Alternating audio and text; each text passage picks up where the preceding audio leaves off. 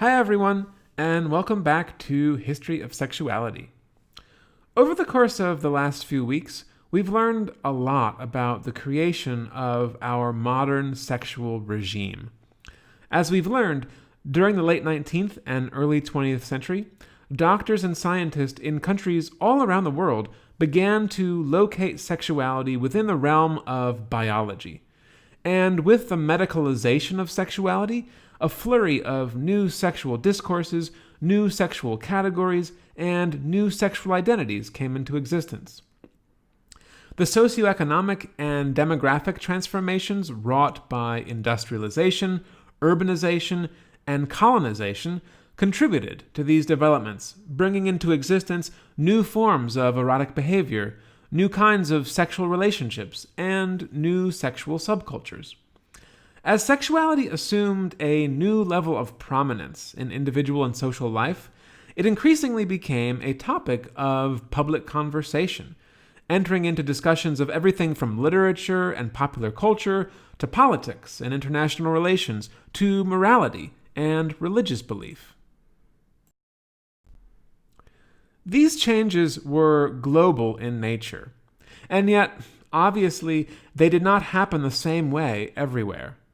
In our explorations of sexology, for example, we've seen that while early 20th century Arab sex researchers wrote extensively about masturbation and venereal disease, they generally had very little to say about homosexuality or about women's sexuality. In our discussion of Russia, we learned that Tsarist and early Soviet doctors rejected many Western sexological concepts, particularly Freud's idea of the libido, and they opposed attempts by Hirschfeld and other Europeans to decriminalize homosexuality.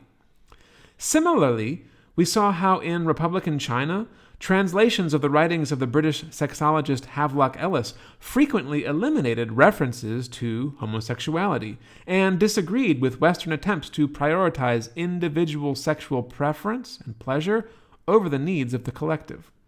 As all of these examples make clear, in many non-Western countries, the construction of modern sexualities came about through the selective merging of local sexual cultures with some of the new sexual norms and discourses emerging from the West. So, what were things like in the second half of the 20th century, and what are they like today? How have new sexual orders been forged in the contemporary world, and to what extent have they been influenced by Western concepts, discourses, and forms of erotic subjectivity? In the final 3 weeks of the semester, we're going to pursue this question by looking at the coming of sexual modernity in 3 countries outside of Western Europe and North America. And those 3 countries are Iran, Zimbabwe, and Russia.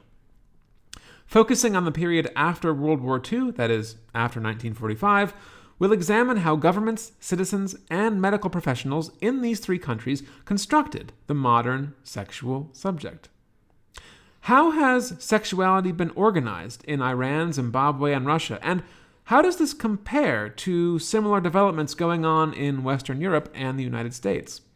How useful are modern Western constructions of sexuality for understanding how sexuality is conceived of and experienced in non-Western parts of the world? Is the way sexuality is thought of and acted upon in Western contexts similar to the way that it's thought of and acted upon outside the West? What really exactly is the relationship between the West and other parts of the world when we come to the subject of sexuality, either as discourse or as lived experience? We begin our investigation in Iran, which since 2003 has received lots of international media coverage in connection with the state's official support of sexual reassignment surgery, or SRS.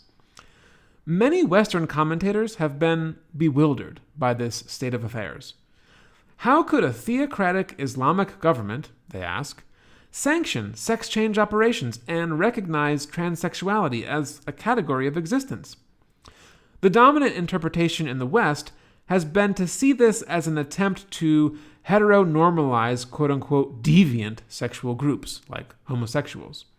As this theory goes, the Iranian government sees SRS as a way to, quote, solve the homosexual problem. That is, by forcing gays and lesbians to submit to procedures that will ensure that they end up in heterosexual relationships, the argument goes, the state can effectively eliminate homosexuality. Is this what's really happening? What does it mean for people in Iran to say things like, I'm gay, or I'm a lesbian, or I'm trans? What do these individuals think of sexual reassignment surgery, and how do they understand it in relationship to their sexualities? In her book, Professing Selves, Transsexuality and Same-Sex Desire in Contemporary Iran, Harvard University historian Afsana Najbabadi addresses these questions, and in our conversations this week, we're going to explore her research on this subject, which is informed not only by textual analysis of archival records, but also, importantly, by interviews conducted with Iranians who have had or are thinking about getting sex change operations. In talking to contemporary Iranian gays, lesbians, and trans people, Najmabadi quickly learned that the government's support of SRS came about largely through the activism of local trans communities, who have pushed Islamic leaders to accept this and to provide benefits to people who want to undergo a sex change operation. From a Western standpoint, this might seem absurd, but as Najmabadi continually reminds her readers throughout this book, Iran is not the West. The kinds of distinctions many Westerners make between sex, gender, and sexuality often do not apply within Iran.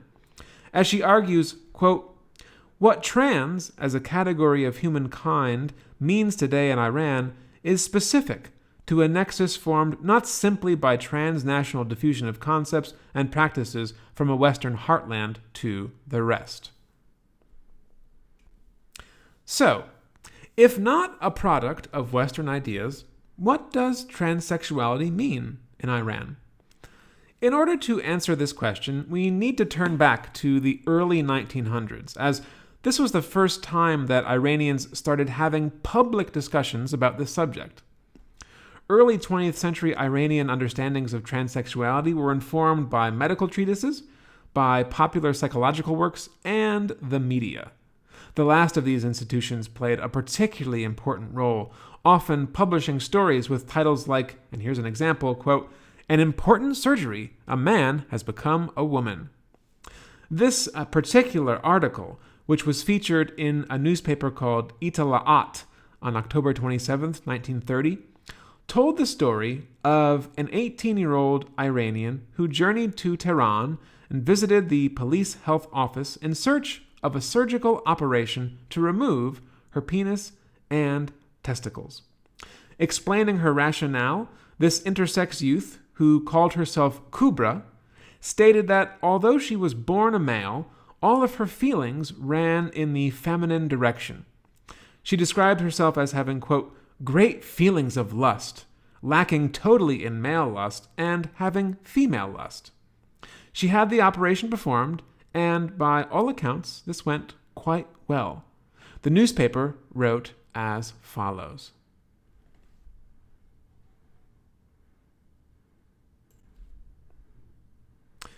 Stories like this tell us a lot about early 20th century Iranian understandings of transsexuality.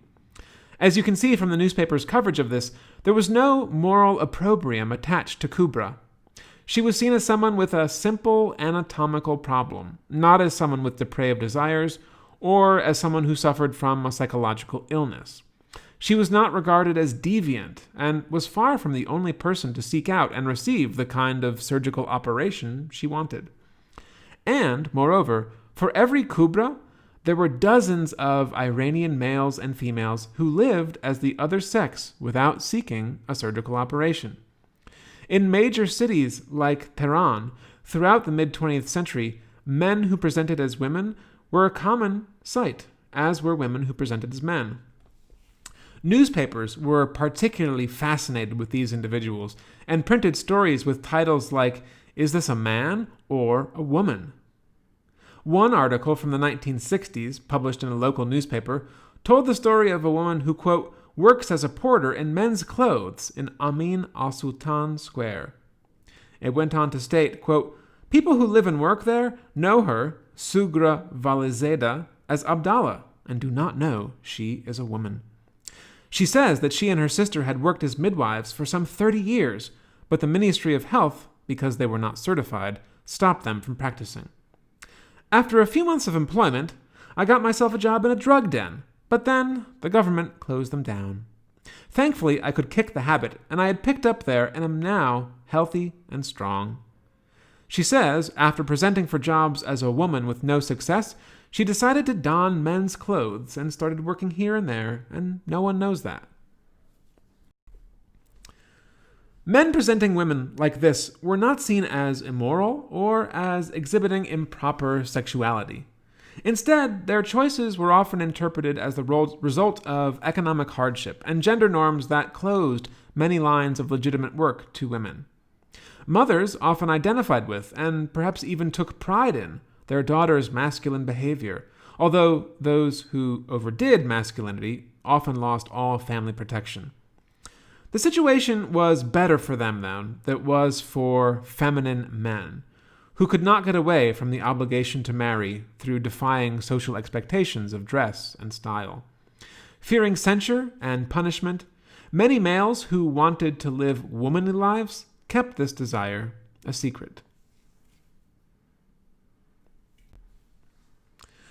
Whether they were males living as women or females living as men, these individuals generally did not see themselves as homosexual. They believed their relationships were heterosexual in nature, as they were not looking for sexual partners like themselves. Like Kubra, from the 1930s, many continued to seek out and receive sex change operations. Into the early 1970s, newspapers commonly reported on these without any hint of moral apprehension. As an example of this, see the story of Rashil, formerly Saeed, which ran for 8 weeks in the paper Italaat-i Banuvan. The first issue declared, quote, the 28-year-old newborn to the world of women, and it exclaimed how Saeed, whom everyone thought of as a man, has now become a coquettish woman. Rashil's story was narrated in her own voice, and she was given a happy ending. One article described her successful surgery, noting that Rashil, quote, who belonged physiologically to the world of men, but had always considered herself to be psychologically to the world of women. As a teenager, she had read an article about hermaphrodites, and thereafter decided that she was neither a boy nor a girl. Growing up, she began to grow her nails, pluck her eyebrows, use makeup, and grow her style of dress more womanly. She then developed a loving relationship with an electronic technician named Hushang, who encouraged her to seek surgery. An army medical doctor eventually diagnosed her as trans and began her legal process of transition. The tone of these articles betrayed not a whiff of judgment or of moralizing. But the situation was not to last.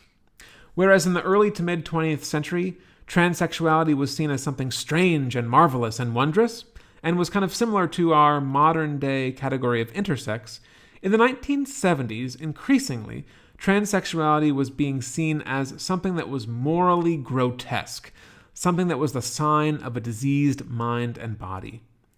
In response to this, in 1976, the Medical Council of Iran, the MCI, declared that in all but a few cases, sexual reassignment would now be illegal.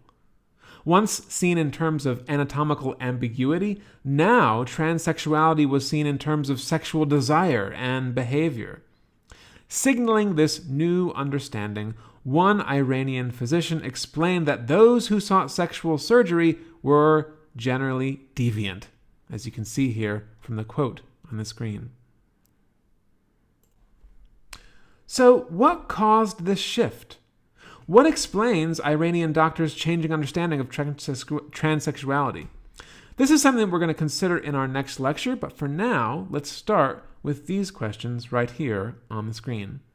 Look forward to seeing you in the discussion board. Looking forward to your comments, and I will see you all very soon. Bye-bye for now.